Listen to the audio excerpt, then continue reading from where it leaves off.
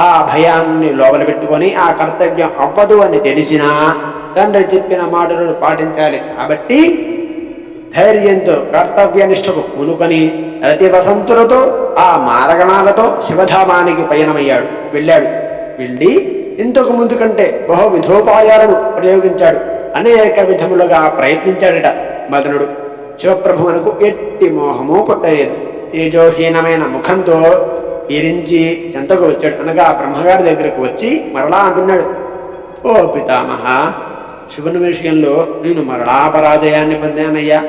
నా పూర్వపుణ్య విశేషం వల్ల, పూర్వ పుణ్యం విశేషం వల్ల ఆ లోకపూజ్యుడు నన్ను భస్మం చేయలేదు, అంతే. మీకింత పట్టుదల ఉంటే మరో ఉపాయాన్ని అన్వేషించండి అని చెప్పి కుసుమేశ్వరుడు తన నిజస్థానాన్ని తిరిగి వెళ్ళాడు. అనగా ఇకపై నేను ఎటువంటి ప్రయత్నము చేయలేను తండ్రి, నువ్వు మరొక ఉపాయం ఏదైనా చూసుకో, నా గర్వమంతా అణిగిపోయింది అని చెప్పి తన నివాసానికి వెళ్ళిపోయాడు మన్మథుడు. హరి ఓం తత్సదు.